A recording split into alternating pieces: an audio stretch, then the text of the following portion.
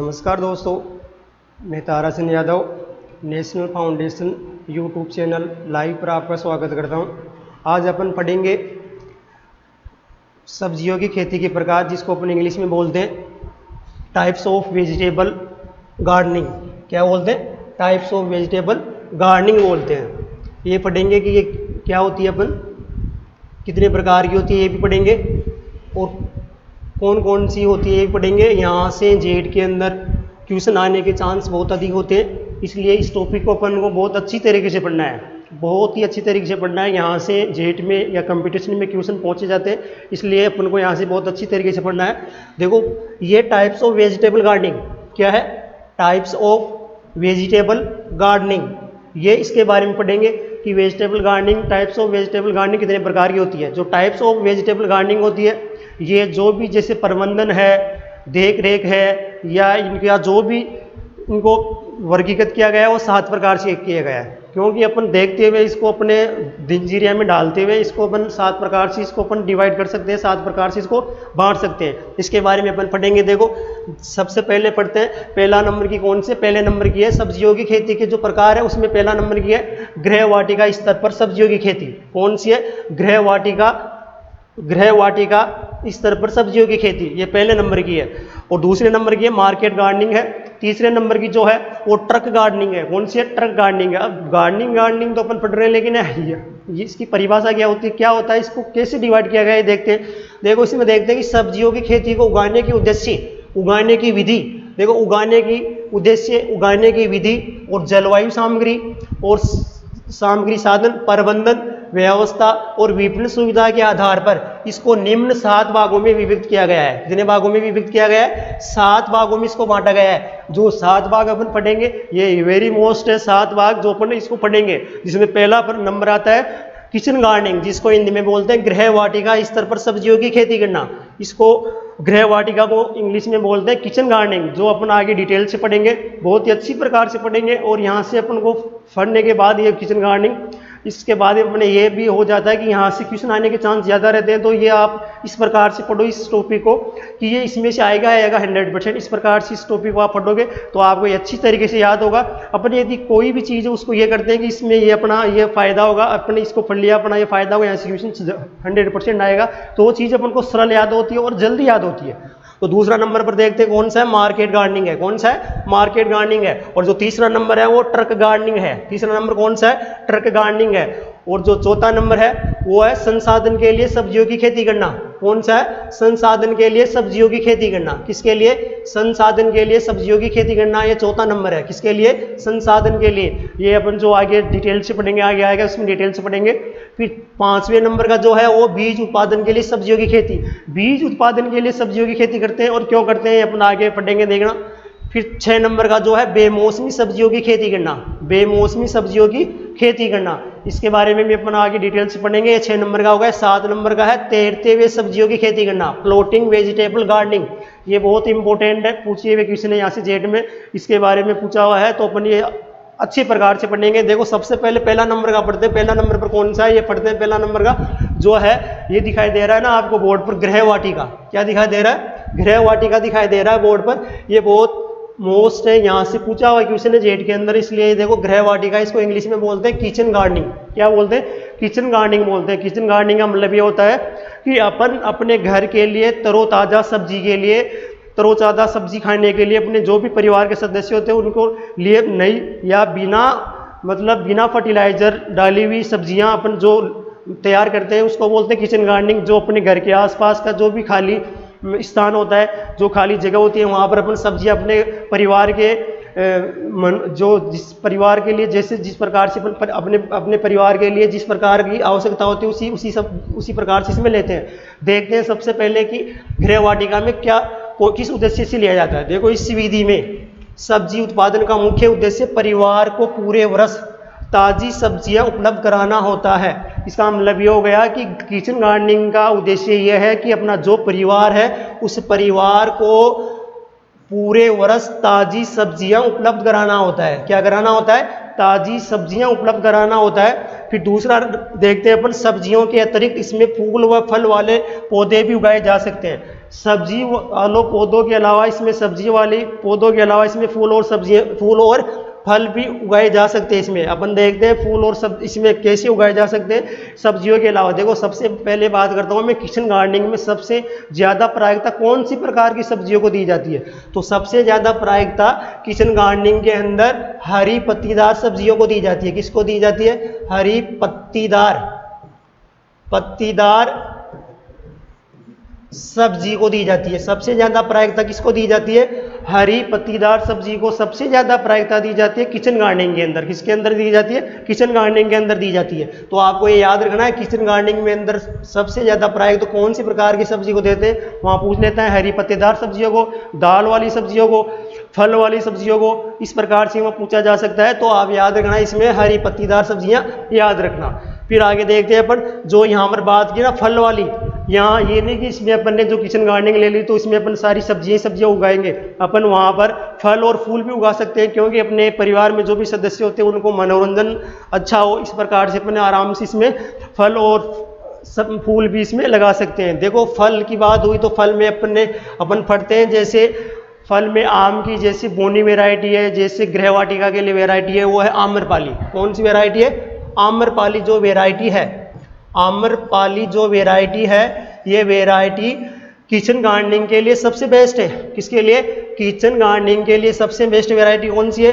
आम की आम्रपाली वैरायटी है जो किचन गार्डनिंग के लिए सबसे बेस्ट वैरायटी है। पूछा जा सकता है कि किचन गार्डनिंग के लिए सबसे बेस्ट वैरायटी कौन सी है आम की, तो वो कौन सी है? आम्रपाली है। क्योंकि अपन इसमें क्या करते हैं, ये छोटी वैरायटी होती है, बोनी वैरायटी होती है, तो अपन इसको क्या करते हैं आराम से उगा सकते हैं किचन में, और किचन जो अपन जो एरिया लिया है उसमें आराम से उगा सकते हैं। फिर बात करते हैं इसके बाद में कि गृहवाटिका को रसोई उद्यान भी कहते हैं। इसको क्या कहते हैं? रसोई उद्यान भी अपन इसको बोल सकते हैं। क्या बोल सकते हैं? गृहवाटिका को रसोई उद्यान भी बोल सकते हैं।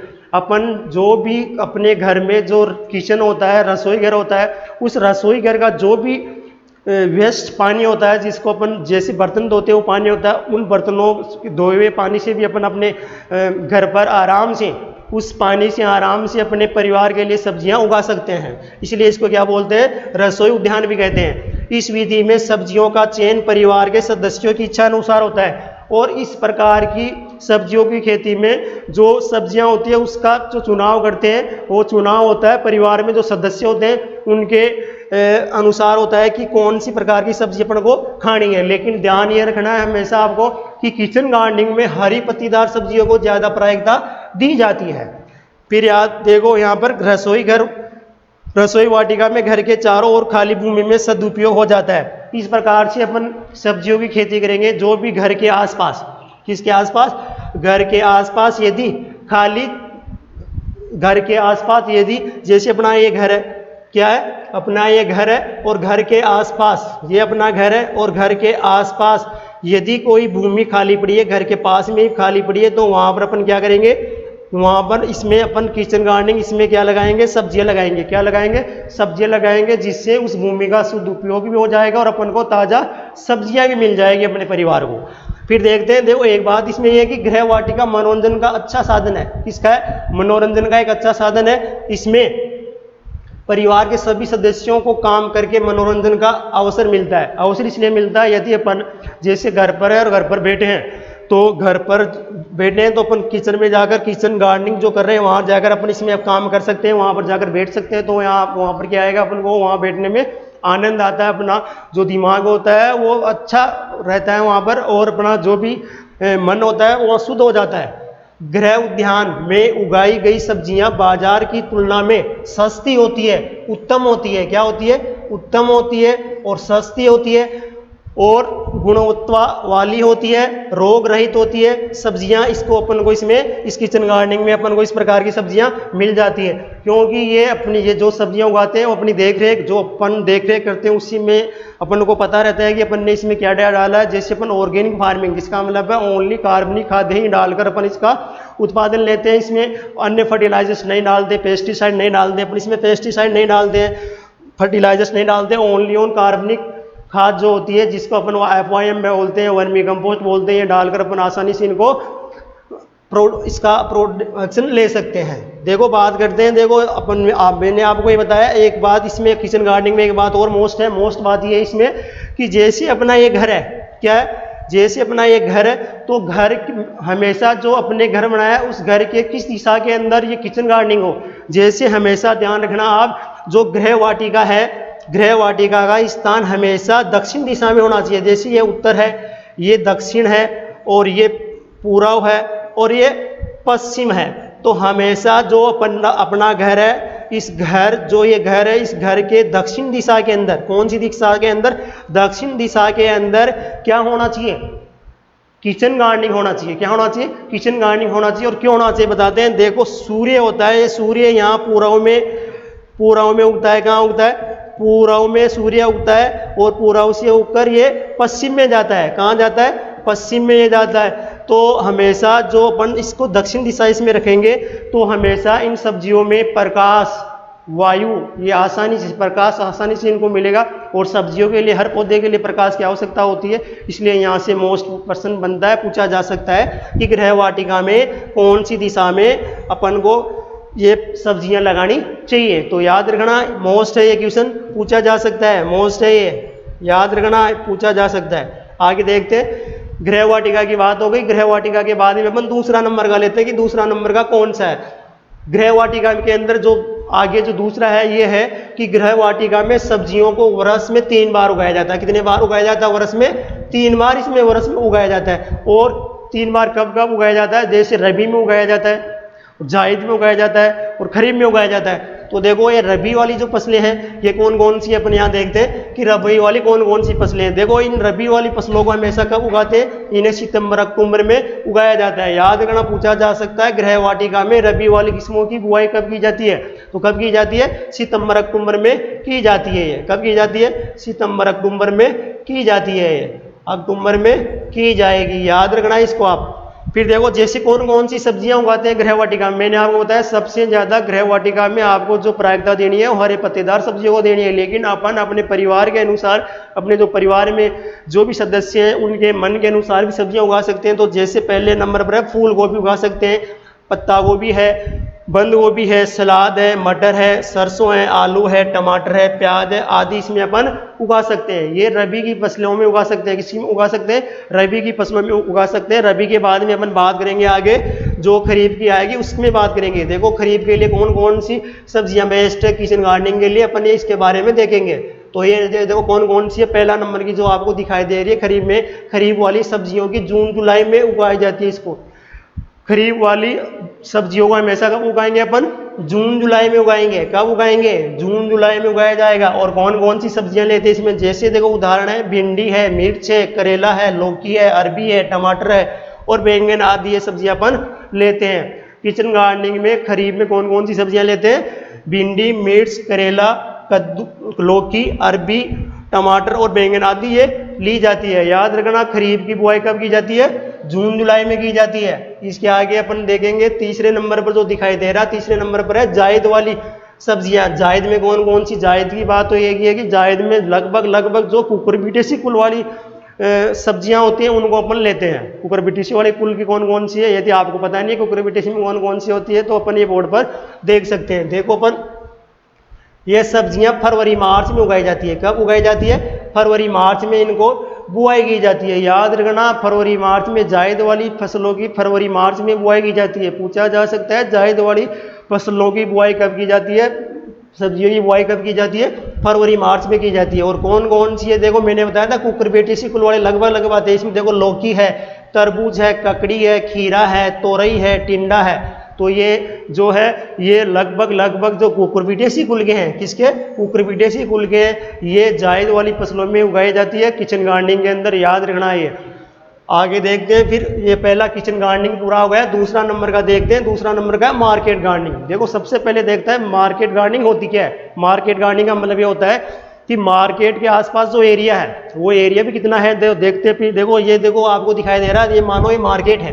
क्या है, मार्केट है ये मार्केट आपको दिखाई दे रहा है, ये मानो मार्केट है। और मार्केट के आसपास जैसे ये मार्केट है, क्या है, मार्केट है। और इस मार्केट के आसपास जो भी ये गांव है, जो भी ये स्थान है, ये स्थान वाले मार्केट के आसपास वाले जो भी किसान है, ये किसान यहाँ पर सब्जियां उगाएंगे। क्या उगाएंगे? सब्जियां उगाएंगे। यहाँ पर सब्जियां उगाएंगे और ये बाजार में लेके जाएंगे सब्जियों को। रोज कहाँ लेके जाएंगे? बाजार में लेके जाएंगे सब्जियों को, क्योंकि ये मार्केट के आसपास में। और ये मार्केट गार्डनिंग में हमेशा जो सब्जियां हैं ये सघन रोपण की जाती है। इनकी क्या रोपण की जाती है? सघन रोपण की जाती है। सघन रोपण इसलिए की जाती है क्योंकि जो ये मार्केट है, मार्केट के जो भूमि है, भूमि क्या महंगी होती है, तो अपन इनकी जो प्लांट है यहाँ लगाएंगे सब्जियां, उनकी डिस्टेंस जो है, जो दूरी है वो कम करेंगे। दूरी क्या करेंगे? कम करेंगे। इसलिए ये क्या हो जाएगी? सघन हो जाएगी। क्या हो जाएगी? सघन हो जाएगी।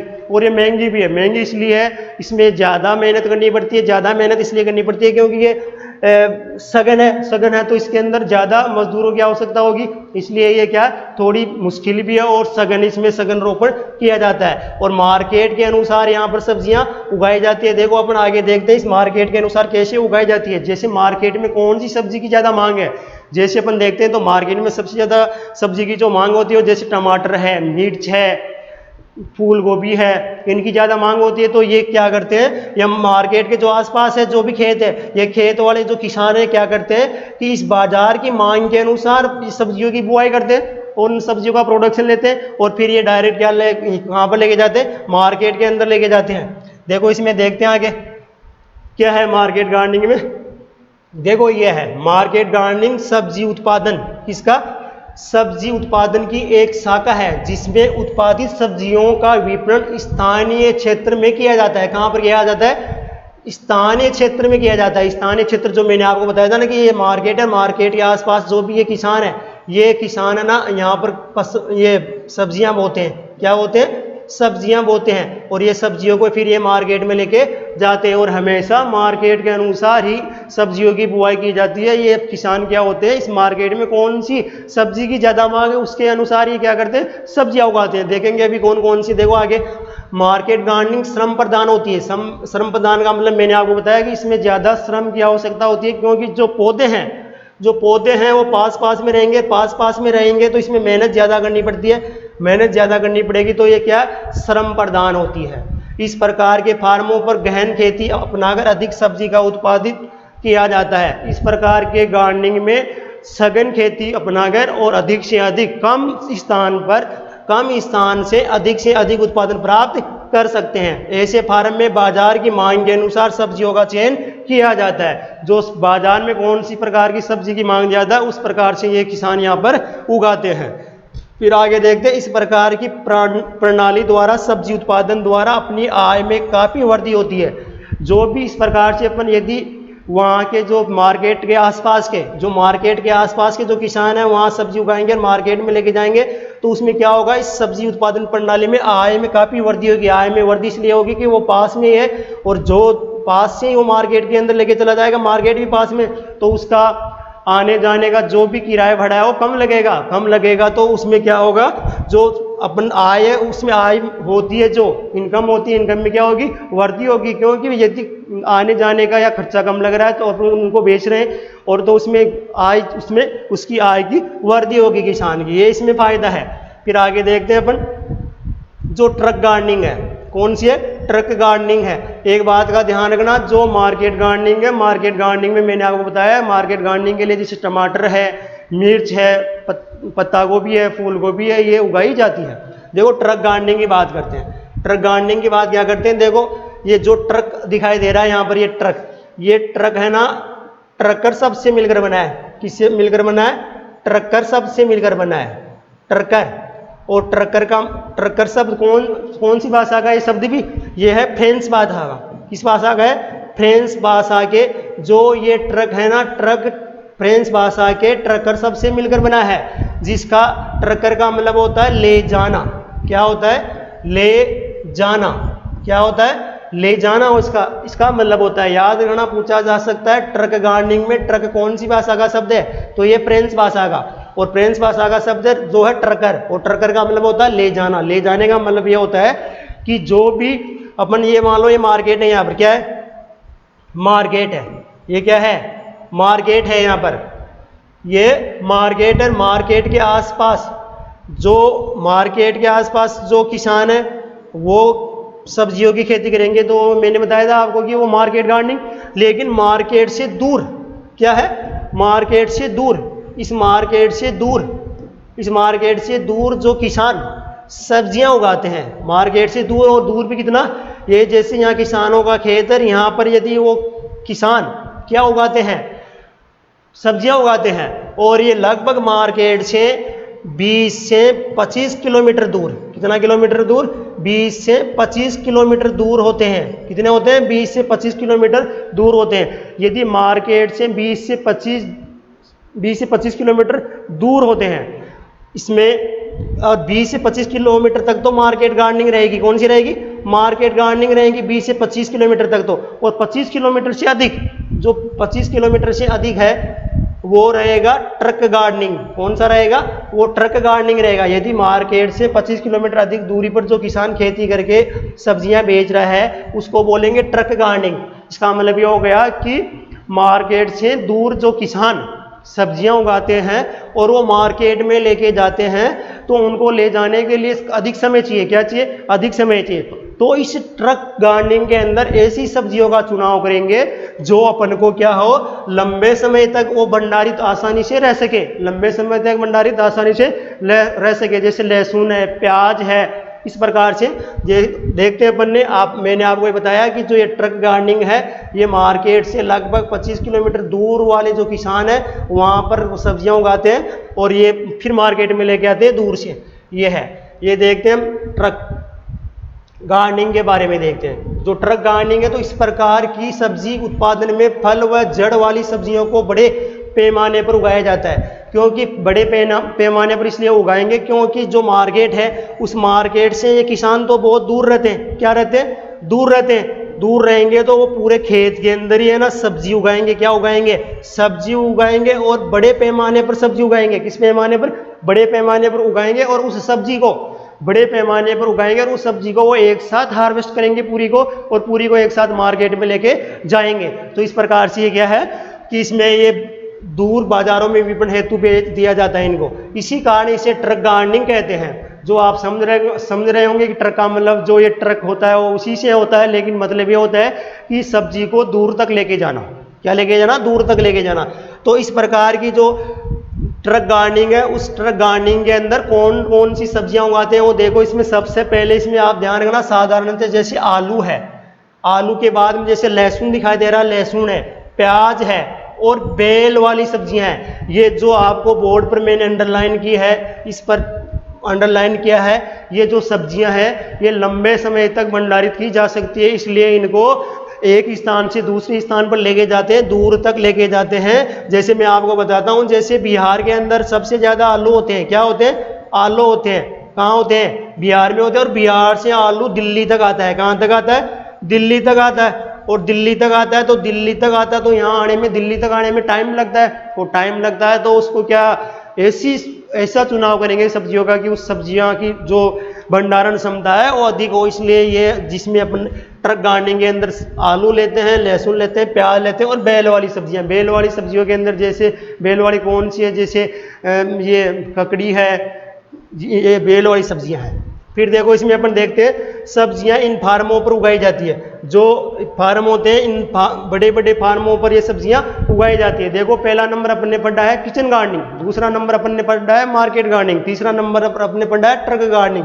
देखो आगे देखते हैं चौथा नंबर कौन सा है। चौथा नंबर है संसाधन के लिए सब्जियों की खेती करना। इसको इंग्लिश में बोलते हैं वेजिटेबल गार्डनिंग फॉर प्रोसेसिंग। इसका मतलब ये हो गया, संसाधन का मतलब ये हो गया कि यदि सब्जियां सॉस या केचप बनाने के लिए की जाती है, ये संसाधन का मतलब ये हो गया। देखो इसमें अपन देखते हैं, इसमें सब्जी उत्पादन, परिरक्षण, संसाधन करने वाले कारखानों के समीप के क्षेत्रों में किया जाता है। जैसे मानो यहाँ पर कोई कारखाना है, इस कारखाने के आसपास जो किसान है वो किसान क्या करेंगे कि इस कारखाने को सब्जियां पहुंचाने के लिए क्या करेंगे, यहाँ पर ये किसान क्या करेंगे, खेती करेंगे। क्या करेंगे, खेती करेंगे, सब्जियों की खेती करेंगे।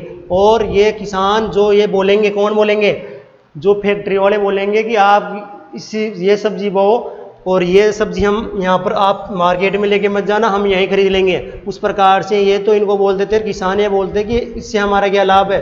तो ये किसानों को ये बोलते हैं फैक्ट्री वाले कि हम मार्केट से 30 से 40 पैसे प्रति किलो आपको पैसे एक्स्ट्रा दे देंगे।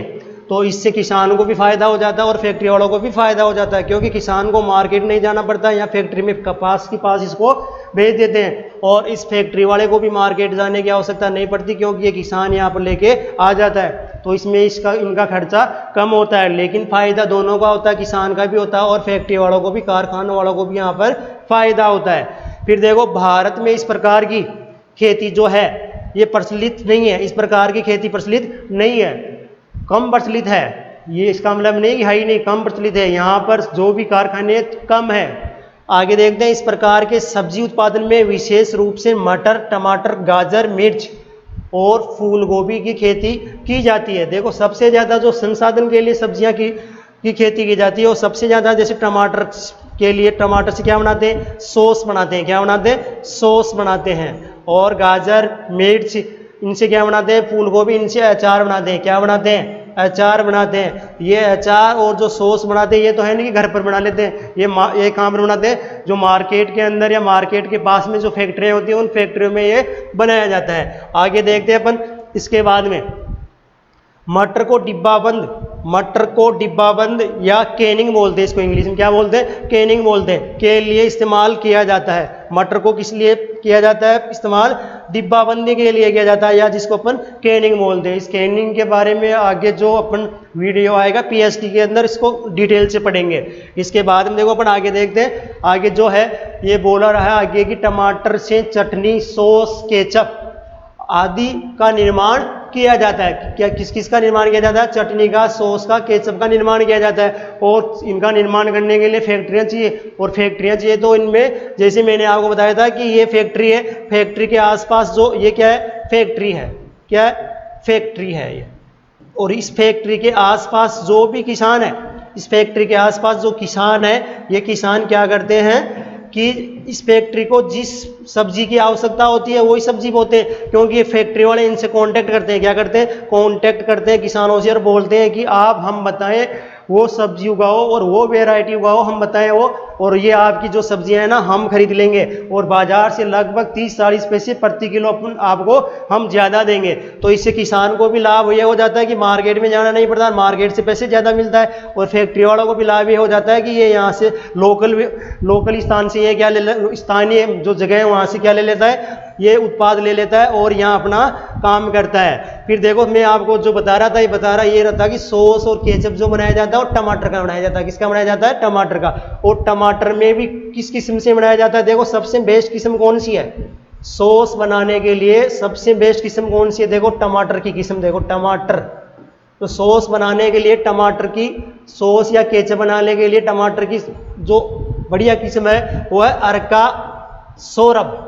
कौन सी है, अर्का सौरभ है, क्योंकि अर्का सौरभ जो वैरायटी है, इस वैरायटी में गुद्दा अधिक पाया जाता है। क्या अधिक पाया जाता है, गुद्दा अधिक पाया जाता है। यदि गुद्दा अधिक पाया जाता है तो उसमें क्या सॉस और केचप भी अधिक होगा, इसलिए वो फैक्ट्री वाले वो ये बोलते हैं किसानों को कि आप अर्का सौरभ वैरायटी उगाओ, और इससे जो आपका जो सब्जी है उसका प्रोडक्शन भी ज़्यादा होगा और आपको आमदनी भी अधिक होगी। तो सबसे अधिक पूछा जा सकता है एग्जाम में कि टमाटर की कौन सी किस्म से सबसे ज़्यादा केचप और सॉस बनाया जाता है, तो कौन सी किस्म है, अर्का सौरभ। याद रखना मोस्ट है, क्या है, मोस्ट है, याद रखना इसको आप। इसके बाद में देखते हैं फिर इस प्रणाली में साग उत्पादकों, मैंने आपसे बात की थी कि अपन जैसे साग उत्पादों का मतलब है किसान, जो कौन है, किसान है, और फैक्ट्री मालिकों, दोनों को लाभ होता है, किसान को भी लाभ होगा और फैक्ट्री मालिक को भी लाभ होगा। इसमें मूली, गाजर, मिर्च व फूल गोभी का उपयोग आचार बनाने में किया जाता है। किसमें बनाने के लिए किया जाता है, आचार बनाया जाता है। और आचार कहाँ बनाया जाता है, फैक्ट्री में बनाया जाता है। और फैक्ट्री वाले क्या, जो फैक्ट्री वाले होते हैं, क्या होते हैं, फैक्ट्री वाले जो होते हैं, ये फैक्ट्री वाले जो लोकल किसान होते हैं उनकी क्या लेते हैं, सब्जियां लेते हैं, और वो वहाँ का उनका यूज़ करके उनको संसाधित करते हैं, उनको प्रोसेसिंग में काम में लेते हैं, उनसे सॉस बनाते हैं, उनसे केचप बनाते हैं और उनसे अचार बनाते हैं। फिर देखो आगे देखते हैं, आगे जो 5 नंबर का दिखाई दे रहा है वो है बीज उत्पादन के लिए सब्जियों की खेती। किसके लिए? बीज उत्पादन के लिए जो सब्जियों की खेती करते हैं उसको बोलते हैं vegetable gardening for seed processing. किसके लिए? Seed processing. जो ये खेती करेंगे उसमें है ना सीड उगाने, जैसे अपन खेती करेंगे सब्जियों की, वो सब्जियां हमेशा उस हिसाब से उगाएंगे कि उनमें केवल अपन को सीड लेने हैं। क्या लेने हैं? सीड लेने हैं। तो अपन किस प्रकार से लेंगे उनमें सीड? देखो अपन देखते हैं, इस प्रकार की खेती का मुख्य उद्देश्य सब्जियों की उन्नत किस्मों का उच्च कोटि के बीज पैदा करना है, क्योंकि उत्तम किस्मों के बीजों को सब्जी उत्पादन में महत्वपूर्ण स्थान है। यदि अपन का अपना जो सीड अपन ने प्रोडक्शन में लिया है वो सीड यदि अच्छी क्वालिटी का रहा, किसका रहा? उच्च क्वालिटी का रहा, उत्तम किस्मों का रहा, उच्च क्वालिटी का रहा, तो क्या होगा? उच्च क्वालिटी का रहा तो महंगा जाएगा तो अपन को क्या? आमदनी ज्यादा प्राप्त होगी। उन्नत बीजों का उत्पादन छोटे व बड़े दोनों फार्मों पर किया जाता है। जो उन्नत बीज होते हैं उनका उत्पादन छोटे और बड़े दोनों फार्मों पर किया जाता है। ये बीज तैयार करते हैं जो सरकारी फार्म होते हैं वो तैयार करते हैं। आजकल प्राइवेट सेक्टर में और जो भी किसान पढ़े लिखे हैं उनको भी ये दिया जाता है। गवर्नमेंट बोल देती है कि आप है ना, क्योंकि गवर्नमेंट के पास इतनी भूमि नहीं है, क्या नहीं है? इतनी भूमि नहीं है, तो वो गवर्नमेंट क्या बोलती है कि वो जो भी प्राइवेट सेक्टर के जो भी फार्म है उन फार्म वालों से बीज तैयार करवाती है और वहाँ से ले लेती है। आगे बात करते हैं। देखो आप, मैंने बताया आपको कि प्राइवेट सेक्टर से भी लेते हैं, तो प्राइवेट सेक्टर से देखो आप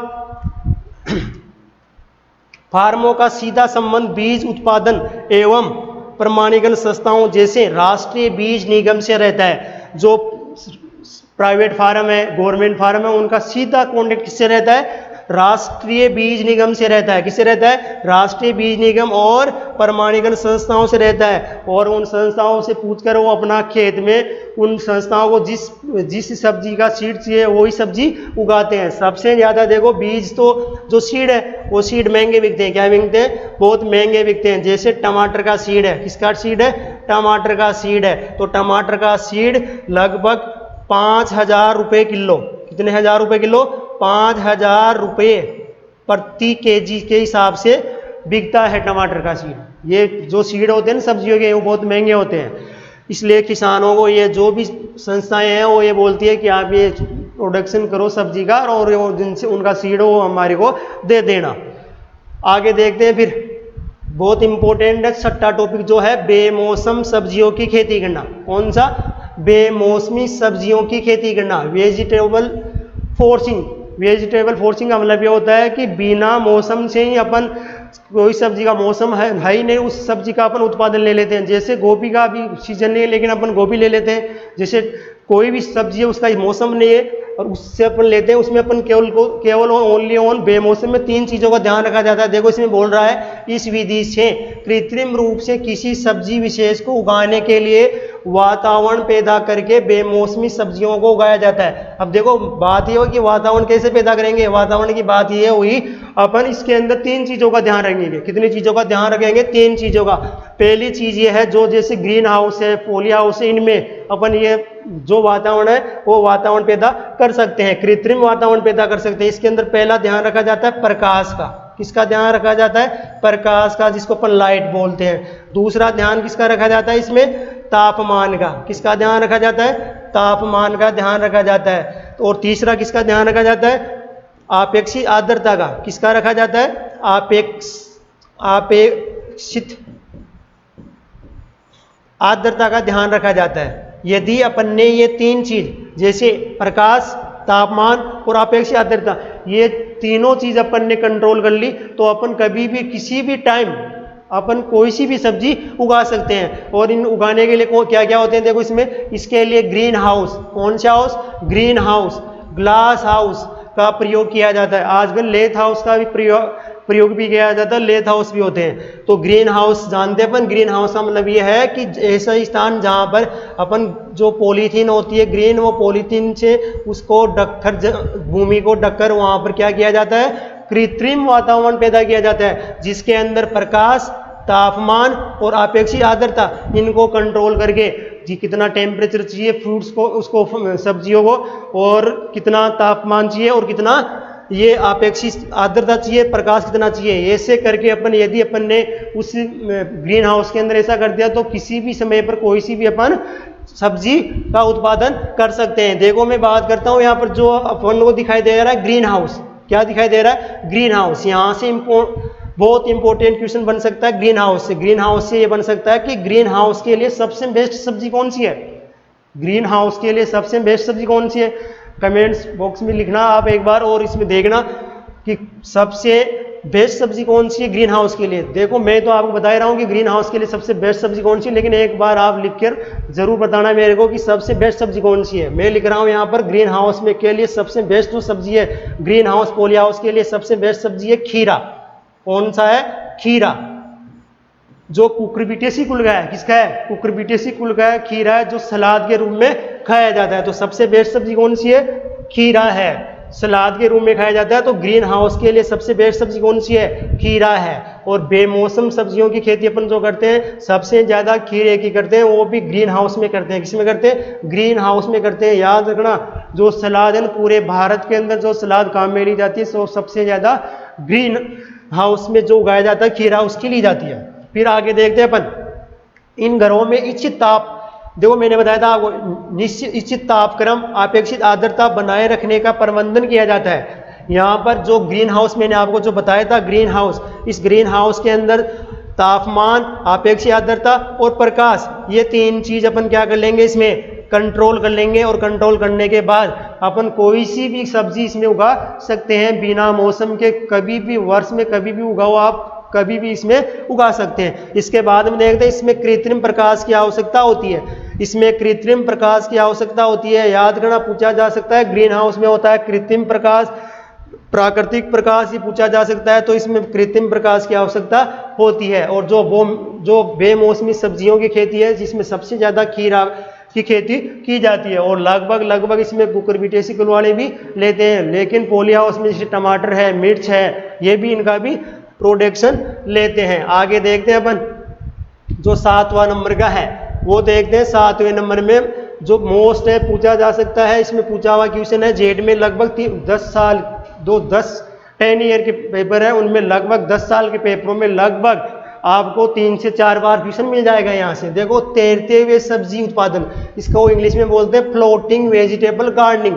फ्लोटिंग का मतलब होता है तैरते हुए, और तैरते हुए सब्जी जो उत्पादन अपन लेते हैं वो लेते हैं कहाँ, जो जम्मू कश्मीर है। कहाँ है, जम्मू कश्मीर है। जम्मू कश्मीर जो कश्मीर की घाटी है, एक डल झील है। कौन सी झील है, डल झील है। जैसे यहाँ पर मान लो ये डल झील है, और झील के अंदर झील के जो किनारे पर अपन एक बेस बनाते हैं। क्या बनाते हैं, बेस बनाते हैं। और ये बेस बनाने के बाद में इनको आपस में बांध दिया जाता है। क्या कर दिया जाता है, बांध दिया जाता है। और इसके ऊपर बेस का मतलब है बेस किससे बनाया जाता है, देखो बेस इसका किस से बनाया जाता है मैं आपको बताता हूँ। बेस सबसे पहले एक तो इसमें लेते हैं टाइफा घास। कौन सी लेते हैं, टाइफा घास। कौन सी घास लेते हैं, टाइफा घास लेते हैं।